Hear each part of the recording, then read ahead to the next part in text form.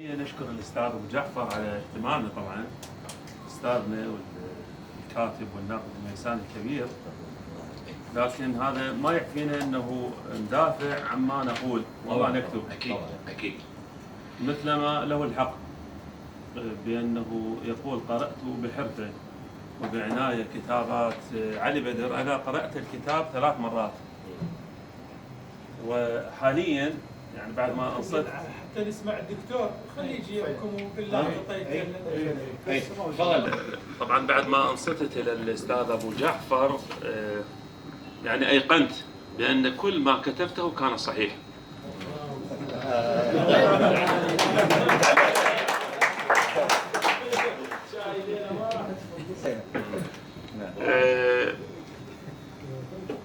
طبعا يعني ما الذي دعاني الى يعني الكتابه عن هذا الكتاب؟ اولا كانت الفكره هو الترويج، والنقد هو احد وسائل الترويج للكتب المهمه.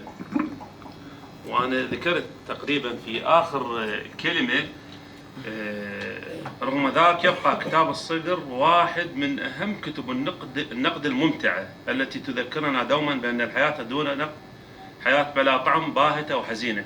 ما يفيدك هاي كتاب مهم. قرأته بنفس الأسلوب الذي قرأ به علي بدر. اكتشفت التالي: أنه أمبرتو إيكو، وهي يعني تنصيص عن ذاكرة، من حق القارئ العنيد أن يجد في النص ما يصبو إليه. أن هناك أسباب معلنة وأخرى مسكوت عنها. لماذا يكتب صادق الصقر عن علي بدر؟ هناك خيط خفي يربط بين الصانع الأمهر للرواية العراقية، حتى وأن يعني لم يطلقها، لكن لازم نقول لازم تعترف. هاي حتى كتاب نص، يعني مو قضية اجتهادات. بالعكس هو يشكك به الاستاذ. أنا حتى ولو كان هو أنا بالمناسبة يعني حتى هذه إذا صار توقف عنها، يعني أنا ذكرت راوي الصفحة لو هي أي صفحة؟ 113.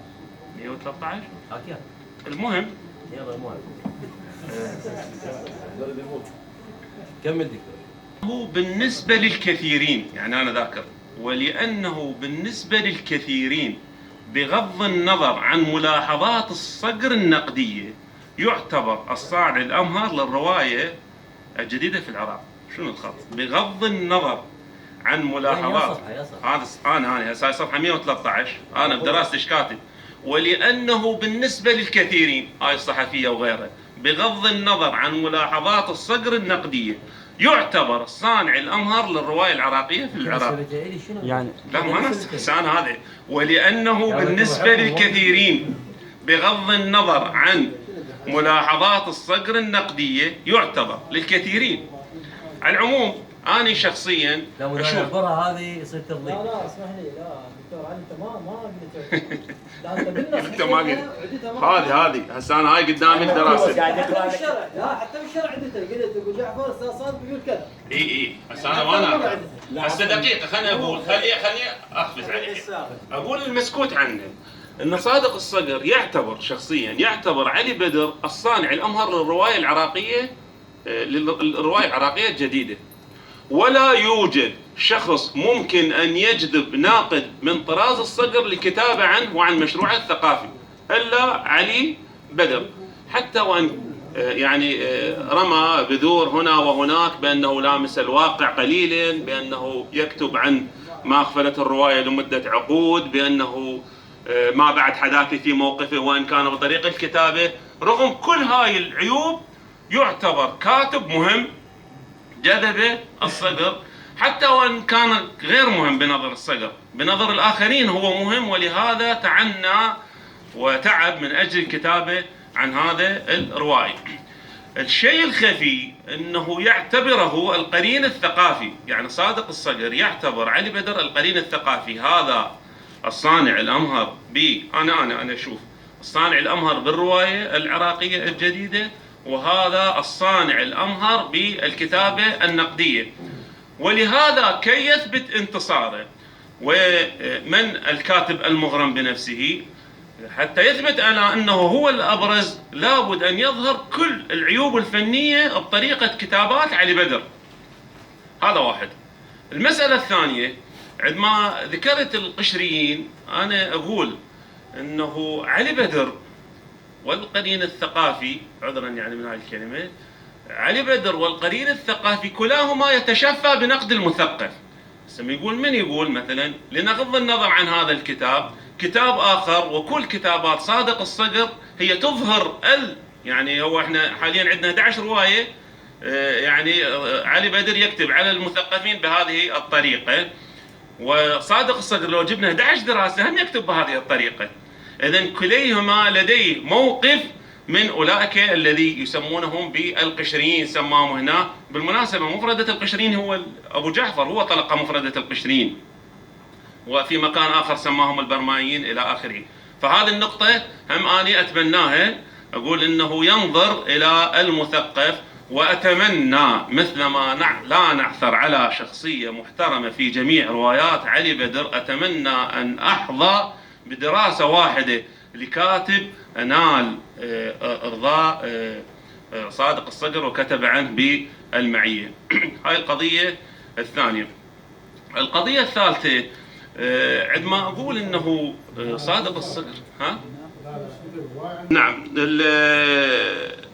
يعني عندما أقول أنه هناك بدران فعلا، أنه هو يقول بأن هناك يعني على الأقل إرضاء أو نوع من يعني القبول عن علي بدر بالموقف الثقافي بتشخيص للعيوب، اكو نوع من التوافق، وهذا هو اللي دفع الناقد صادق الصقر. لكن عندما ياتي حضرتك استاذ عندك علي بدر، يعني هاي التنصيصات علي بدر قولني ما لم اقوله، انا احتجت لك من الكتاب، انت جاوبني عليه من الكتاب. نذكر مثلا من الكتاب، اجي اقول لك هذا موقف مثلا علي بدر ان رواياته روايات مثيره ومميزه في طموحاتها ذات الطابع الثقافي بالدرجه الاولى. زين صح؟ هذا واحد. ثانيا لأنه لامس الواقع ولكنه لم ينخرط فيه. علي بدر في مجمل رواياته قد اقترب من منطقة الكتابة عن الأشياء المهمة التي أغفلتها الرواية العراقية عن امتداد عقود. صفحة 149. يا سنة مقولاتك يعني حضرتك. ما تنقل كتب، ما تنقرأ دكتور. أنا قراتي ما يصير. مو بكيفك انت. احنا عندنا مات المؤلف، انا اقرا الكتاب بهي الطريقه. هاي تنصيصات. موجود المؤلف هذا الموجود. اي لا مو اكو مقصديات للمؤلف، احنا مقصدياتنا. نقول لا يمكن هذا التنصيص صفحه 99. لا يملك اي قارئ للروايه العراقيه الا ان يتفق مع علي بدر، وهو بالمناسبه قارئ ممتاز في تشخيصه لأشهر عيوب الكتابة في الرواية العراقية. يوضح لها هسه أنا متفق وياك، هسه هذا يشخص عيوب، يعني إذن يستحق المدح نوعا ما. لا ولا بقاطعك ولا يستحق المدح نوعا ما. يستحق المدح والله، أنا بعد بحث. يستحق المدح نوعا ما عندما اجى وكتب بطريقة سيئة جدا. نتمنى أن نكتشف ماذا أغفلت الرواية العراقية لمدة عقود.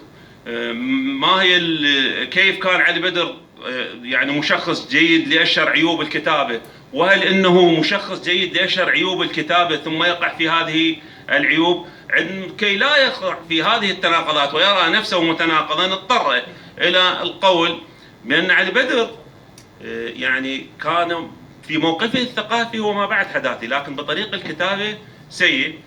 ولهذا اشوف هناك بدرين، بدر يعني مكتمل واخر في مرحلة الخسوف.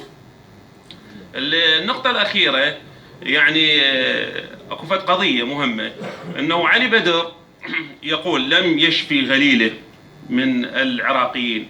انا اقول انه علي بدر على الاقل كتب عن الاشياء المهمة التي كانت سببا في يعني في مأساة العراقيين. لنرى ماذا كتب.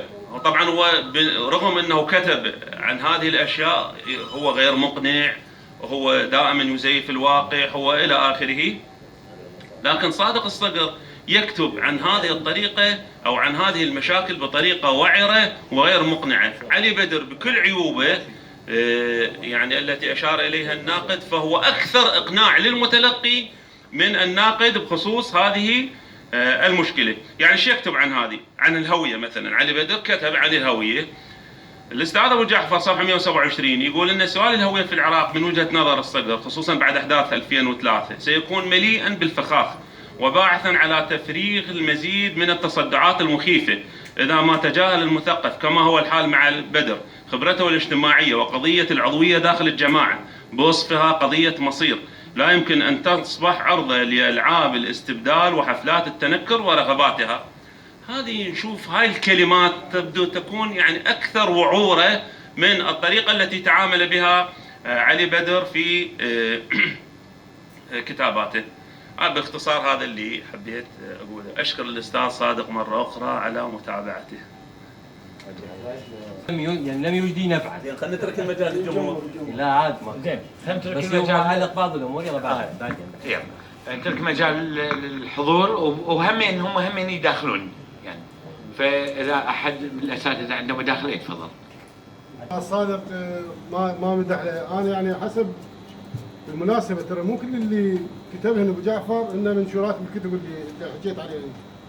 هواي من الدراسات النقديه ما نشرت يعني نشرت بالصحف العراقيه وانت مو متابع الصحف العراقيه يعني مو متابع جيد للاستاذ صادق.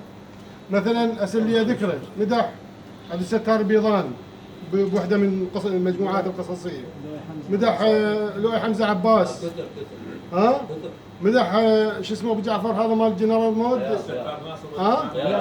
ضياء الجبيلي. هاي اللي اتذكرهن من غير اللي ما اتذكرهن يعني. هذا ابو نور نقطة نظام يعني. انت اللي سويته صح. انا يعني لا صحيح والله يعني. هاي انا تحسب لك انت كتبت على ابو جعفر بس يفترض للامانه العلميه اللي ذكرها ابو جعفر يفترض انت تكون يعني امين بنقلك. انت ما تخطط يعني تخطف نص وتوظفه بطريقه تكاد تكون تلفيقيه مع احترامي يعني. حتى انت تكون دراستك رصينه ومحترمه يفترض ان يعني ما تكون المتلقي انه اكو اشياء اللي حشانه يعني ذكرته بديش الجلسه وهالصراحه ما ذكرها. ابو جعفر يحكي على قضيه الاشكاليات اللي تعامل وياها علي بدر باعتبارها اشكاليات مهمه وحداثيه ما بعد حداثيه. بس طريقه كتابه علي بدر والاشياء المضمره اللي يبشر بها النص. علي بدر ابو جعفر قراءه ثقافيه يعني بطريقه النقد الثقافي. وهو ابو جعفر احد يعني رواد النقد الثقافي يعني بالمشهديه النقديه العراقيه. هو جاي يحكي على قبحيات نص علي بدر.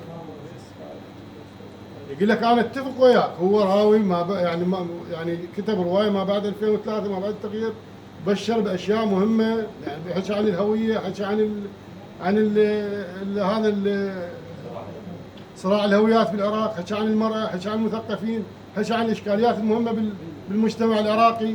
بس بنفس الوقت التقنيات اللي يستخدمها علي بدر يعني الاقناع اللي عند علي بدر كان غير مقنع. اكثر انا متابعه يعني الكتابه قريتها اكثر من مره.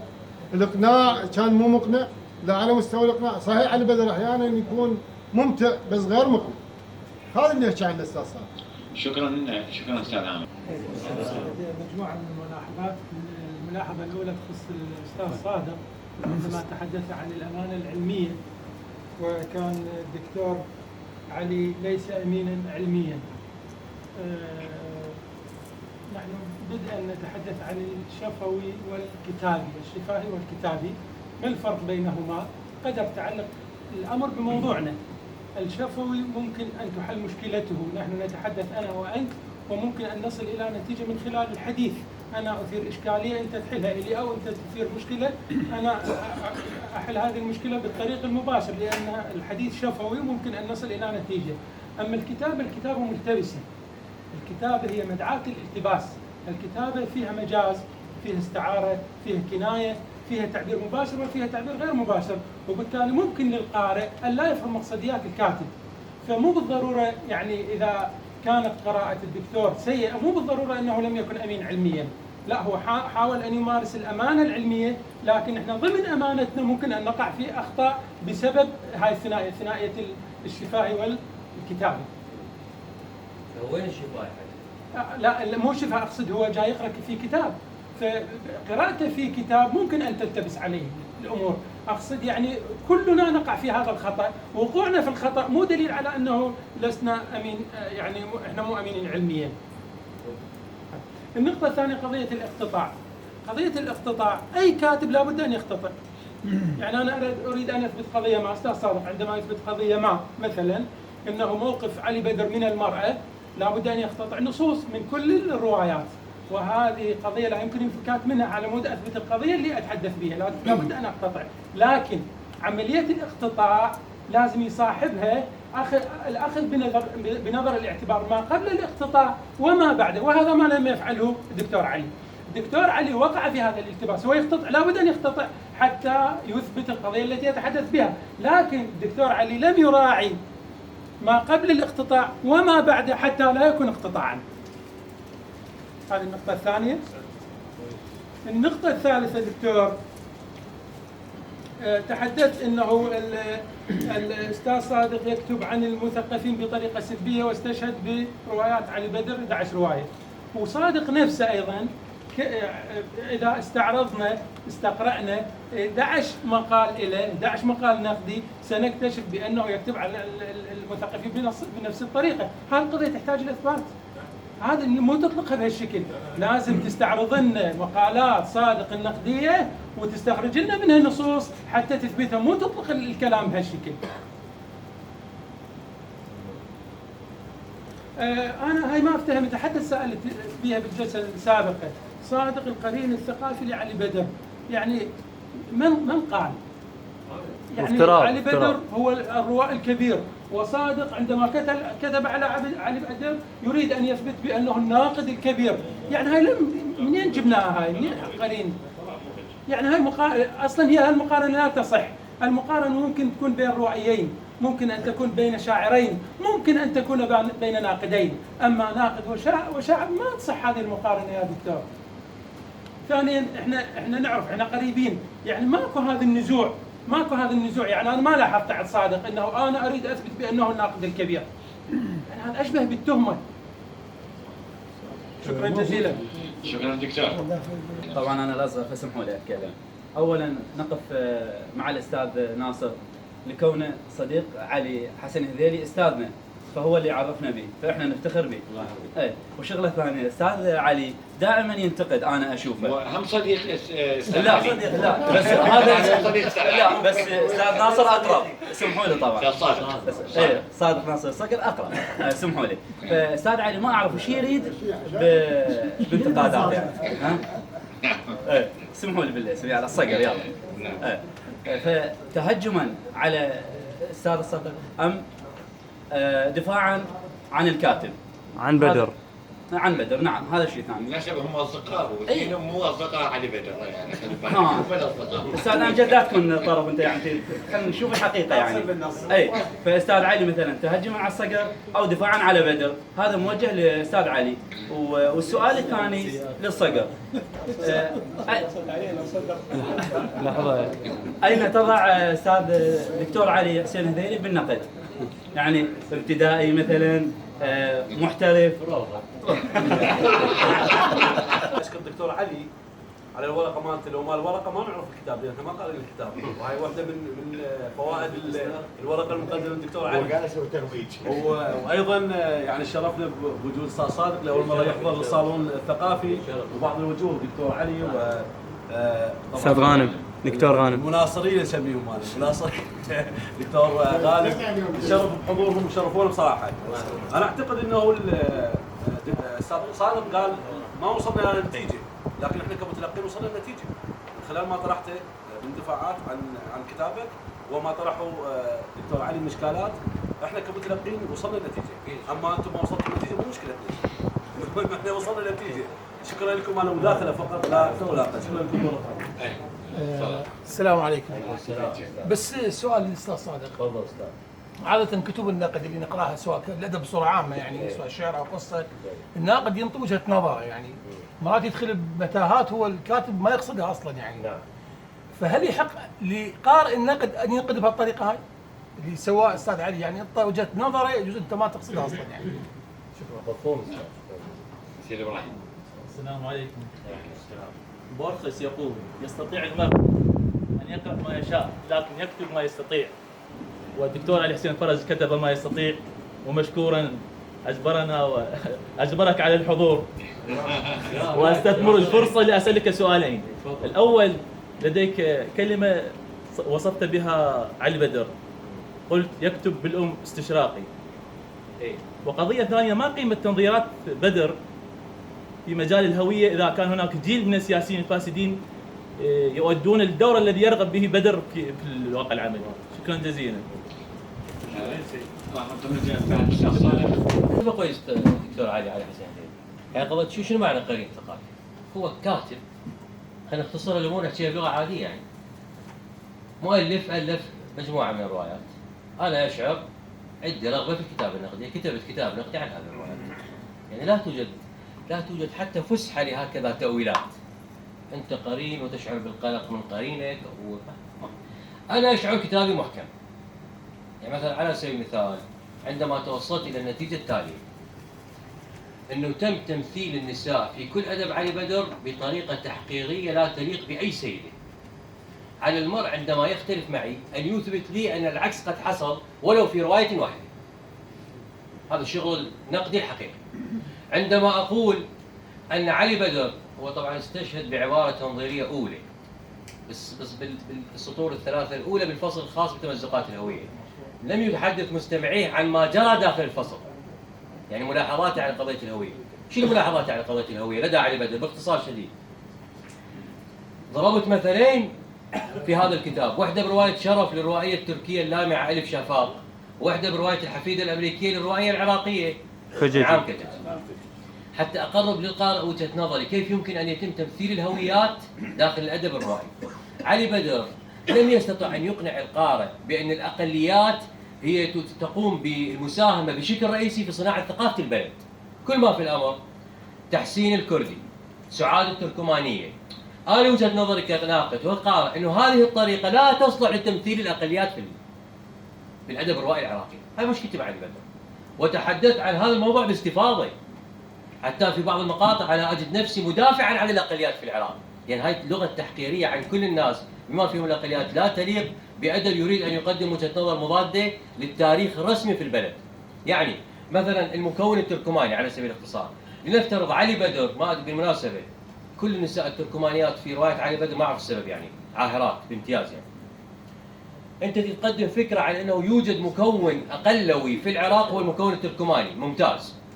القضيه الان كيف يتم تمثيل ذلك في الادب؟ على المرء ان يكون محترفا.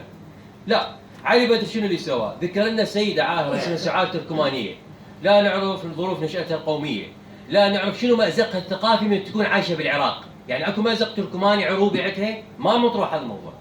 مطروح عند الف شافاق في عائله كرديه سافرت من تركيا الى لندن، وجدت نفسها في مازق التضاد والتصارع بين هويه كرديه وهويه قادمه بقوه من الغرب المعاصر. هنا حدثنا على موضوع الهويات. علي بدر ما يعمل بهذه الطريقه، علي بدر مشغول بتسويق اوهام ثقافيه، ولذلك قضيه الهويه اصيبت بالشحوب والانكماش.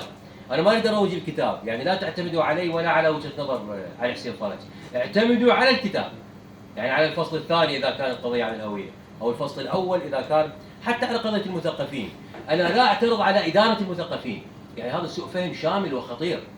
بالعكس انا اعتقد لوم المثقفين وادانتهم واحد من المفاصل الاساسيه في اي مشروع ثقافي ناهض، لكن علي بدر لم يجعلنا نشعر بانه المثقف الحقير واللص والكاذب والمحتال والزاني واللوطي، يعني الصفات التي الصقها بكل مثقفين في هذا الكتاب، في رواياتي عفوا.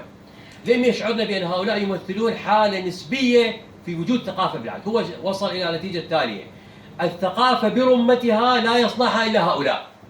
وهنا انا يجب ان اعترض كمثقف كناقد، يعني هذا هو التفاصيل الامور في الكتاب، مو قضيه قرين وقلق وما اعرف ايش.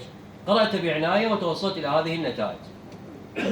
بعدين يعني هاي ملاحظات دكتور علي بعد ما اعلق عليه لانه وصلنا الى طريق مسدود يعني انا اقول هو ما بعد حداثه هيك، ويقول لا مو انت تبعت، يعني موضوع يعني ميؤوس منه. زين. وبالنسبه للاستاذ سلمان طرح وجهه نظر الناقد هل يحق، انا بالمناسبه اعترض مع يعني اختلف مع الدكتور علي حسين ذيلي. يعني هاي تخريجتك غير موفقة أبو القاسم لقضية خيانة الأمانة العلمية، واضحة ولا تتعب.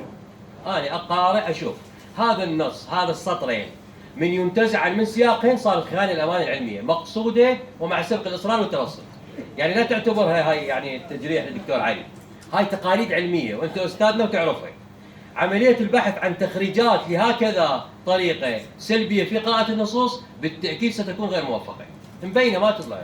يعني اللهم إلا واحد كان يعني ما مركز كثير بالقراءة، هذا النص قرأت لكم صفحة 99، ما قبل كذا ما بعد كذا، أجي أنا أنتزعه وأقدمه للقارئ، خلص أمانة علمية ماكو.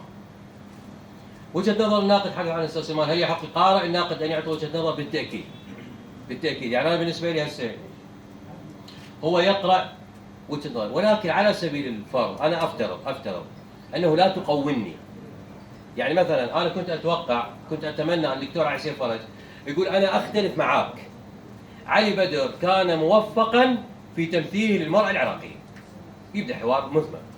أنا أختلف معاك، علي بدر كان مبدعا في تصويره لشريحة المثقفين العراقيين، يجي يبدأ حوار مثمر. أما هاي وجهة نظر اللي حضرتك تتكلم عنها أستاذ سليمان. أما أنت قرين، أنت عندك مشكلة، هو كذا وأنت لازم تسوي كذا، هاي تقولات شخصية يعني ما لها علاقة بما ورد في متن الكتاب. فمرات نلقاها بالناقد هم يسويها مرات. لا مو أنا مسؤول عنها. هم يقول الكاتب. هنا أنا وين موضوعي؟ ودخل مثلا حتى البعض قالوا أنت أفرطت في الاستشهادات النصية. هنا الموضوع عندك وجهة نظر مدعومة بقراءة نصية، لو ما عندك وجهة نظر مدعومة بقراءة نصية، إذا كانت وجهة نظرك مدعومة بقراءة نصية أنت قدمت نص نقدي ممتاز، يعني تكون مسترخي تماما. بدون القراءة النصية هذه التشنجات والأحكام الشخصية. أنا في هذا الكتاب مقتنع تماما بما توصلت إليه. السبب شنو؟ مو لأنه أنا مبدع، أنا حتى مستغرب ليش ما حد قراءته قبلي؟ ما أعرف شنو الموضوع. واضح يعني لا يتعب أحدا. يعني أنا يعني قضية المرأة العراقية حضرتك أقرأ روايات. غريب إنه ولا مثقف عراقي قال ما هذا العبث. مثقف تقدمي ما بعد حداثي، أحد المروجين الأساسيين لفكرة حرية المرأة. يعني ماذا يعني علي بدر ماذا في أذهان المثقفين العراقيين؟ مثقف تقدمي على أقل تقدير، تقدمي. هو ضد الأصوليات الدينية، هو ضد الأصوليات العروبية والقومية، هو ضد المعروف ايش، كل هذه يعتبرها ترهات. زين، مثقف تقدمي، هذه وجهة نظر التحقيرية للمرأة. كيف يجتمع هذين النقيضين لدى مثقف واحد؟ مجرد أنا أثير الموضوع وأضع عليه علامة استفهام أنا أعتبر هذا مسار جديد للثقافة العراقية. انتبهوا أيها السادة، عرابكم يتحدث عن المرأة بهذه الطريقة، اعتبر هو هذا مو وظيفتي أصنع تنظيرات وأقول له لا يا علي بدر ترى المرأة بثورة العشرين هيك سوت. الكتاب معناها يصير 1000 صفحة. لؤم استشراقي سيد، أكيد لؤم استشراقي، يعني ماكو رؤية عراقية. أنا ما أريد يكون محلي أكثر من اللازم. بس إيضاح لهاي المفردتين بالتحديد. يعني على مثلا علي بدر من يتحدث عن الأجانب في رواياته وهم كثر، الانبهار بكل ما هو خارجي عن ثقافة البلد. أنا ما أدعو أنه يتمسك بثقافة البلد على عيوبها، لا مو هذا قصدي أبدا. أنا أحتاج إلى نقد ثقافة هذا البلد لأن هي مليئة بالثغرات والعيوب. لكن هذا الانبهار يسموها النزعة، البعض يسميها الإغرابية. البعض كان يعيب سلمان رشدي على نزعته الإغرابية. لا، الإغرابية يسموها بدل من الإغراب لأنه أكثر وضوحا بالنسبة لهم. هذه النزعة الإغرابية تجعل الثقة تكاد تهتز بين القارئ ومنتج النص، لأنهما سيقعان في أفقين مختلفين وليس في أفق واحد. أما مسألة المثقفين، آخر نقطة اللي أنا وجهت لهم نقد، صحيح أنا وجهت مثقفين نقد، بس أنا ما قلت كل المثقفين العراقيين سفلين. أنا وجهت نقد إلى أدوار المثقفين. هنا الموضوع مختلف يا جماعة. هذا الكتاب يعني لو ينقري مو هذا الكتاب، لا تقرأ رواية، اقرأ روايات علي بدر.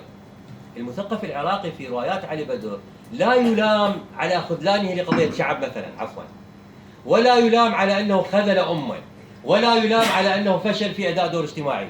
المثقف العراقي متهم في أخلاقه أصلا. يعني أصلا بمجرد ظهور مثقف في أدب علي بدر، شلون ظهور المرأة؟ بمجرد أن تظهر المرأة فهي عاهرة. علي بدر مو درس القاع الاجتماعي حتى نقول من طبيعي أنا أدرس قاع اجتماعي، أنا كاتب ما علاقة القاع بذلك. هو مو حديث عن القاع الاجتماعي، طبعا القاع الاجتماعي مليء بالعاهرات. أي سيدة هي عاهرة. أي مثقف في أدب علي بدر شخص منحرف اخلاقيا، ساقط، لص، لوطي، يعني انسب اليه ما شئت. اختلافي معه هو هذا، احنا خلينا نختلف على تشخيص اخطاء المثقفين في ادوارهم، مو مباشره هذا التوصيف غير الاخلاقي. انا امتدحت كثير من المثقفين، يعني مثلا مرويات المنفى انا هاجمت مجموعه، لكن امتدحت مجموعه. في مقالاتي غير في خارج الادب، في مقالات امتدحت نزار عبد الستار وهاجمت لؤي حمزه عباس، امتدحت فلان وهاجمت فلان من غير مقالات غير المنشوره. عذرا على السؤال. شكرا. لا اكو مداخله اخرى؟ تفضل استاذ. عفوا خلينا نسمع. صغيرة. مداخلة. السلام عليكم. عليكم السلام استاذ. استاذ صادق، انا بس عندي لبس حقيقه، لان انا لست شغوفا بالروايه ولا بالقراءه. نعم. النقد، هذا الكتاب هو نقد ادبي او نقد ثقافي؟ نقد ثقافي. نقد ثقافي وليس نعم. لان انا لاحظت انه معظم الكلام يدور حول ايديولوجيه الكاتب وافكاره وليس عن النص وجماله، فهذا قصدك انه هذا الكتاب النقد؟ طبعا. شكرا جزيلا. بالمقدمه استاذ احمد زياده في التوضيح، انا شارح للناقد لماذا وقع خيار على النقد الثقافي. يعني انا شارح، يعني ما اغفلت الموضوع. بالمناسبه اخوان، من حسن حظ علي بدر ان لا يكتب احد على اخطائه البلاغيه والفني. علي بدر يعني خلي يحمد الله وشكره، لان اذا اكو ناقد اجى تفرغ لاخطاء البلاغيه في رواياته، يعني تصبح حدث بيفرقع بالثقافه العراقيه. لديه من الاخطاء البلاغيه والركه البلاغيه اشياء مخيفه. هذا جانب الاخر تعقيبا على سؤال الاستاذ احمد. هو علي بدر قضيته ثقافيه، يعني قصدي افضل نقد يوجه لعلي بدر هو النقد الثقافي. هو ما مهتم بالموضوع الجمالي. تذكر ابو ياسر ذاك اليوم اللقاء الاخير قال انا ما معني بالفنيات والجماليات، انا اريد اوصل رساله ثقافيه للقارئ. فهو يركز يقول انا اريد رساله للتاريخ، هويه، ثقافه، ما اعرف ايش. وبواحده من اللقاءات يقول انا اشعر انه الهويه العراقيه او الامه العراقيه في طريق الانضياع، فاحنا حتى نعيد مفهوم الامه العراقيه من خلال السرد. يقول انا هاي مهمتي. وهو يتمنى ان تكتب عنه ثقافه. استاذ صادق عفوا، يعني لو بدات بالنقد الادبي قبل النقد الثقافي كان افضل. ياخذ وقت، هو كان خيار استاذ. النقد الادبي الركه البلاغيه ومشاكل الفنيه، انا اريد اكون ضمن الجو اللي يريده علي بدر. هو يريد لعبه مع الهويه والتاريخ ومع انا قبل لا انطي مجال الدكتور علي، فقط اريد اثير نقطه. اليوم احنا ليست سؤال طرح الاستاذ، هل هو تهجما على صادق الصقر ام دفاعا عن علي بدر؟ في الحقيقه يعني هاي يفترض خارج سياقات الثقافه مفرد التهجم والدفاع. يعني كتاب مهم طبعا طرح للساحه العراقيه، وانا من وجهه نظري لم يسلط الضوء عليه. هسه لم يسلط الضوء سواء كان سلبا او ايجابا، لكن يفترض ان يقرا هذا الكتاب. وانا يعني هي رساله عتب على الجميع، يعني جميع اللي يكتبون بالصحف واتحادات الادباء غيرها. يعني يفترض كتاب من هذا الطراز الذي يشخص بطريقه حرفيه وبطريقه جديده هذه العيوب او غيرها، يفترض ان يحتفى به بطريقه معينه سواء مع ام ضده، يعني محد. ولهذا كانت الفكره انه الترويج عن طريق دراسه، والدراسه عفوا اذا كنا نتفق مع الاستاذ صادق يقول مثلا يعني علي بدر يعني يكتب عن المراه كذا هيك، اشوفه ما راح تحقق هذا الرواج. يعني يفترض ان نكتب بطريقه تثير المقابل، وبفضل الله نجحنا. يعني الكاتب اثير والحضور تفاعلوا ويا القضيه، وهي يعني الفكره نجحت. هذا واحد. فلم توجد نيه سيئه يعني امام. يمكن ان تحصل اخطاء، شيء طبيعي، يعني تحصل اخطاء ونتعلم من اخطائنا، يعني مو ها. فهذه مساله طبيعيه جدا. يعني بصراحه اكفت قضيه يعني اللي من هذا الدراسه والجلستين استفادت من عندها، هي قضيه الامانه العلميه. انا كان في رايي او كنت افترض انه ممكن يعني اقتطع اي كلمه يعني او مفرده ممكن استثمرها في مكان ما تبين القضيه مو هيك. يعني يفترض ان تكون يعني فهم، بس انا اتصور انه يعني اذا ردنا نكتب هاي الطريقه يعني راح تصير يعني يفترض ان نكتب يعني نكون شلون واحد صائد ماهر للمفردات التي يتم اقتطاعها. أنا هذا يعني قراءتي الشخصية، يعني لا أفرض على أحد ولا أقول أحد. أشعر أنا كشخص قارئ أشعر أن علي بدر مهم، وأشعر أن صادق الصقر مهم، يعني أنا أشعر هيك شيء. بس مو قرينة. ها؟ فهذه المفردة يعني استخدمت مفردة القرين الثقافي أن صادق الصقر لا يرضيه كناقد كبير إلا أن يكتب عن علي بدر. لماذا؟ لأن الآخرين يعني لا يستحقون النقد وفق مقاسات الصقر. يعني هذا قراءتي أنا، لأن علي بدر مهم ويكتب وناشط، وفي الفعل يستحق علي بدر. علي بدر مو مسترخي من يقول أنا صاحب مشروع، مو أنا أكتب رواية. يقول فؤاد التكرلي أهم من نجيب محفوظ، لكن فؤاد التكرلي يقول يكتب كل 10 سنوات رواية. أنا صاحب مشروع المفروض كل سنة أكتب. يقول تفاجأت أنه بالغرب بالسنة يصدرون 3 أو 4 روايات المؤلف الواحد، لأنه صاحب مشروع. فهذا صاحب المشروع يفترض أن يعنى به، وهو حقق. طبعا علي بدر حقق الشهرة التي يستحقها كروائي. بقي علينا كقراء كيف نصدر صادق الصقر، يعني إن شاء الله هو محليا وعراقيا معروف إلى العالم. شكرا جزيلا. شكرا لك. هو غير ما جاوبك يا هدر، هو كتبه بس ما جاوبك. لا تدخلنا بالسياسة. لكم مداخلة أخرى؟ صعب. أنا أسأل الدكتور علي بديش الجلسة الأولى إنه من خلال دراسة أو قراءة الدكتور علي أوصل فكرة للمتلقي إنه هناك صراع أيديولوجيات، يعني كأنما يمتلك علي بدر أيديولوجية معينة أراد أن يمررها من خلال كتاباته، لكن صادق الصقر ذو حنكة واصطاد بدر من خلال هاي تطبيق هاي الايديولوجيه وانقض عليه بايديولوجيه اخرى، يعني يمتلكها صادق الصقر. انا اتمنى انه تكون الاجابه من الطرفين. لا صاحب مشروع والى اخره. واستاذ صار بالمناسبه تعليقين على الدكتور، هذا الكتاب مبيعاته ببغداد ممتازه جدا. يعني هو صحيح اعلاميا ما نريد نقول شنو الاسباب حتى واحد لا يقول يعني ليش تحكي بهالطريقه. يعني مو كل الناس يحبوك، بس هو على مستوى مبيعات دار النشر يمكن اكثر كتاب حقق مبيعات من دار النشر. هذا الموضوع. وبالاخر ايديولوجيات علي بدر، راح تقول علي بدر ايديولوجي لو لا؟ بالتاكيد ايديولوجي. علي بدر ايديولوجي ممتاز. هو بالحقيقه مو علي بدر ايديولوجي، هو من هو مو ايديولوجي. يعني لا يستطيع المرء ان يخرج من جلد الايديولوجي حتى لو كان مناوئا للايديولوجيات. هو يروج لايديولوجيا معينه، قضيه محسومه. لكن علي بدر ذكي جدا. انا اقر بذكاء، حتى ذاكر بالكتاب اقر بذكاء علي بدر. علي بدر ليش الدكتور هاي القضيه يعني لا يكاد يعني ولا يريد ان يتفاعل معها؟ يعني كيف يمكن ان يكون علي بدر مثقف ذكي وروائي فاشل؟ روائي فاشل في تمرير ما يريد ان يمرره. جدا طبيعي، مساله جدا طبيعيه. علي بدر يقرا ثقافه، يقرا فلسفه، يقرا فكر، وبالتالي هو مثقف كبير على مستوى قراءه الكتب في هذه المجالات كلها، الانثروبولوجيا الثقافيه، الفلسفه، الايديولوجيات، الاديان. لكن انت عندما تمسك بالقلم لكي تمرر كل تلك الاشياء الى الفن الروائي، هذا موضوع اخر. هذا يحتاج الى موهبه، يحتاج الى ليش انا ما اصير روائي؟ لان انا لا امتلك موهبه الكتابه الروايه. لماذا لا اكون شاعرا؟ لاني لا اصلح لكتابه الشعر، ما امتلك موهبه الكتابه الشعريه. لو اضرب راسي بالحائط. علي بدر مثقف كبير فيما قرأه من كل هذه المجالات، وهو يجيد 3 لغات، العربي والانجليزي والفرنسي.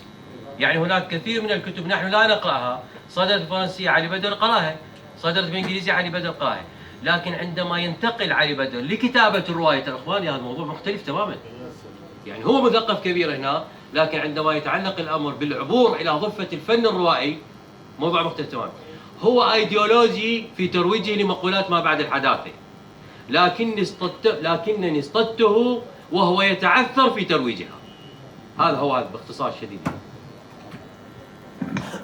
حسين قال انه مبيعات الكتاب داخل محافظه ميزان قليله. النهايه بعد هذا الجلد المتبادل والتعذيب المتبادل طلعنا احنا بنتيجه احنا رابحين. هم جلدوا لنفسهم طبعا، لكن احنا رابحين.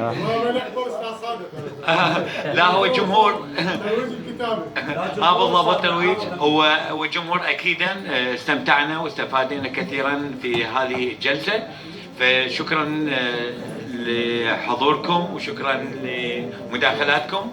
الدكتور عنده كلمه اخيره واذا استاذ صادق هم عنده كلمه. يعني انا الكلمه الاخيره يعني احب اعتذر من ابو جعفر، خاف مثلا صار سوء تفاهم او فد شيء.